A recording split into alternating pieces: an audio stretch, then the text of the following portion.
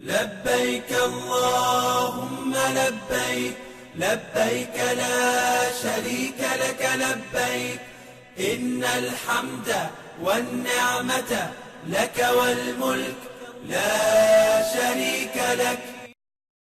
سچا عاشق۔ اللہ تعالیٰ ان کو بھی بلا لے جو جانے کے لیے تڑپ رہے ہیں مگر جا نہیں سکتے، آمین یا ارحم الراحمین۔ آپ کو معلوم ہے زمین پر ایک بڑا عاشق گزرا ہے، بہت بڑا عاشق، پکا عاشق، سچا عاشق۔ اس نے عشق کے ہر امتحان میں کامیابی حاصل کی اور اپنے محبوب سے وفاداری کا حق ادا کیا۔ اس سچے عاشق کی کہانی بہت عجیب ہے۔ وہ چھوٹا سا تھا تب بھی سچا عاشق تھا۔ اس نے اپنے محبوب کے علاوہ ہر کسی سے تعلق توڑ دیا۔ اس نے دیکھا کہ لوگ اصلی محبوب کو چھوڑ کر دوسری چیزوں کے سامنے سر جھکا رہے ہیں۔ وہ یہ منظر برداشت نہ کر سکا۔ لوگوں نے اس کے سامنے ستارے، چاند اور سورج کو پیش کیا کہ یہ فائدہ دینے والی بڑی بڑی چیزیں ہیں، تم ان کے سامنے سر جھکا دو۔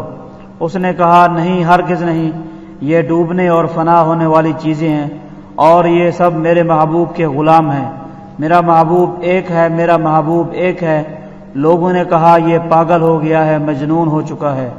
ہمارے پاس اتنے بڑے بڑے خوبصورت بت ہیں، یہ بت ہماری حاجتیں پوری کرتے ہیں، اور یہ ان بتوں کو برا بھلا کہتا ہے۔ اے نوجوان، دنیا کے ان طاقتور بتوں کے سامنے گردن جھکا دے، تجھے سب کچھ ملے گا، امن، عزت، عیش، آرام اور عہدے۔ نوجوان نے کہا میرا محبوب ایک ہے۔ گھر میں باپ چچا نے سمجھایا مگر نوجوان ڈٹا رہا کہ میرا محبوب ایک ہے۔ پھر کشمکش بڑھ گئی۔ ملک کے حکمران اور طاقتور لوگ اس نوجوان کے دشمن بن گئے۔ کوئی اور ہوتا تو ڈر جاتا مگر یہ نوجوان تو حنیف تھا۔ حنیف کہتے ہیں پکے سچے مخلص عاشق کو جو ایک کے عشق میں باقی سب کو بھلا دیتا ہے اور اس ایک کی خاطر سب کچھ لٹا دیتا ہے۔ جب قوم دشمنی پر اتری تو وہ بھی مقابلے پر آ گیا۔ وہ احد احد ایک ایک کا نعرہ لگاتا تھا اور خود بھی ابھی تک اکیلا تھا۔ اس کا محبوب ایک تھا اور پورے ملک میں اس محبوب کا سچا عاشق بھی ایک تھا۔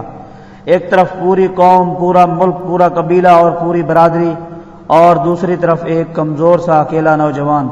مگر جب عشق سچا ہو تو ظاہری آنکھیں لذت کی وجہ سے بند ہو جاتی ہیں۔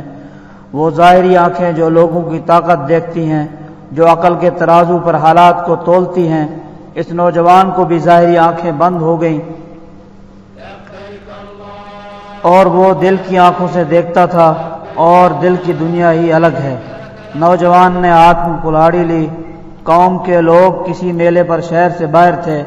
نوجوان شہر کے بڑے بت خانے میں گھس گیا۔ حنیف اپنے محبوب کے علاوہ کسی کا خود کو خدا کہلوانا برداشت نہ کرتا۔ اس نے کلاڑی کے ایسے ہاتھ چلائے کہ بتوں کو کاٹتا چلا گیا، انہیں توڑتا چلا گیا۔ اسے عشق کی آبرو بچانی تھی، اپنی جان نہیں۔ جان نے تو جانا ہی، جان جانا کے پاس ہے۔ اس جان کو بچانے کی فکر کرنا سب سے بڑی غلطی ہے۔ تھوڑی دیر میں بت کدہ بتوں کی لاشوں سے بھر گیا۔ قوم والے واپس آئے۔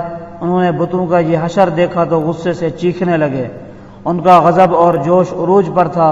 وہ گدھوں کی طرح چیخ رہے تھے، بالکل اسی طرح جس طرح 9/11 کے بعد امریکہ والے مار دو، پکڑ لو، ختم کر دو، مٹا دو، اس نوجوان کا نام و نشان بھی ختم کر دو۔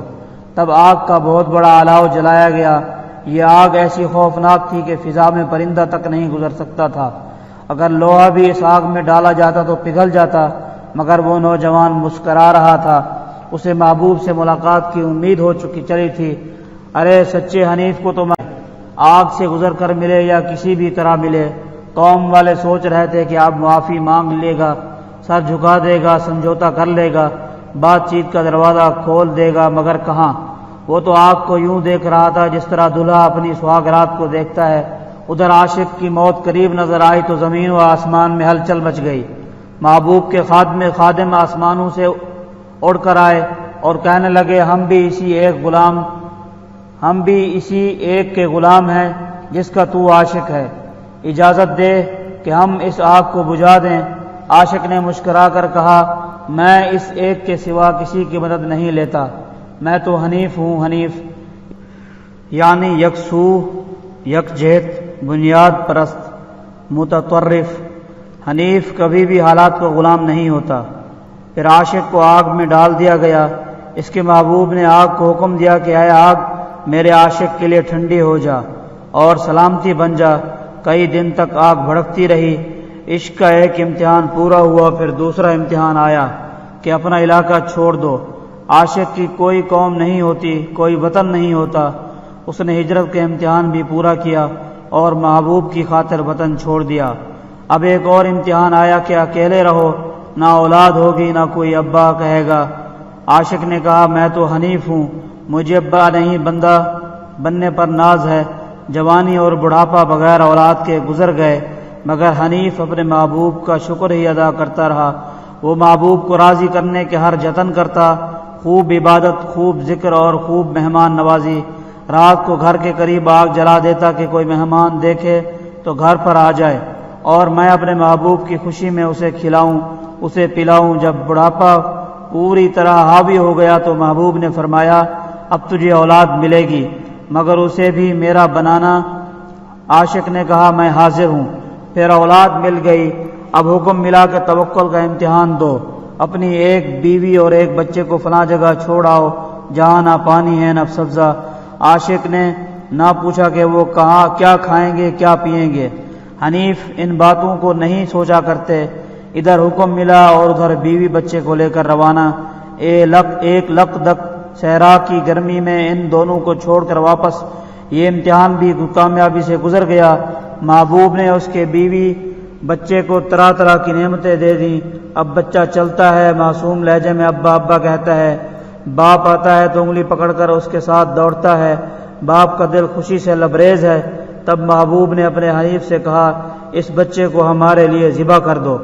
اس نے چھری اٹھائی، بچے کی انگلی تھامی اور ذبح کرنے کے لیے روانہ ہوئے۔ راستے میں ایک دانشور نے 3 بار گمراہ کرنے کی کوشش کی، تینوں بار عاشق نے اسے پتھر مار کر بھگا دیا۔ اب بچہ زمین پر ہے۔ عاشق نے اس کی گردن پر چھری چلا دی اور اپنے گمان میں اپنا پیارا بیٹا ذبح کر دیا، مگر یہاں معاملہ ہی کچھ اور تھا۔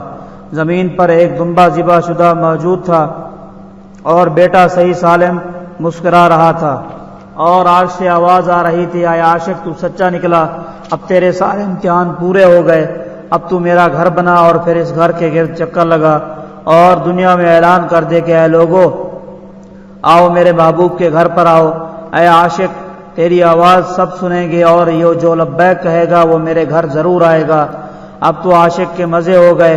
ارے عشق کی اصل لذت تو محبوب کے گھر پہنچ کر ہی پوری ہوتی ہے، اور اب تو عاشق خود محبوب کا گھر بنا رہا ہے، بیٹا بھی اس کے ساتھ ہے۔ اور پھر جنت سے 2 پتھر لائے گئے، ایک کا نام حجر اسود پڑا اور دوسرے کا نام مکان۔ اللہ اکبر کبیرہ۔ حج کے دن قریب آ رہے ہیں۔ خوش نصیب مسلمان اللہ پاک کے گھر کی طرف دوڑ دوڑ کر جا رہے ہیں۔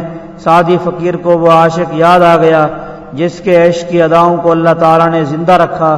ہاں کروڑوں درود السلام ہوں حضرت ابراہیم علیہ السلام پر اور ان کے بیٹے حضرت اسماعیل علیہ السلام پر۔ ان دونوں نے کعبۃ اللہ کی تعمیر کی اور قرآن پاک نے ان کی اس تعمیر کا نقشہ کھینچا۔ سورۃ البقرہ اور سورۃ الحج میں ملاحظہ فرما لیجئے۔ حج کرو۔ حضرت عبداللہ بن جراد رضی اللہ عنہ فرماتے ہیں نبی اکرم صلی اللہ علیہ وسلم نے ارشاد فرمایا حج کرو، کیونکہ حج گناہوں کو ایسے دھوتا ہے جیسے پانی میل کچیل کو دھو ڈالتا ہے۔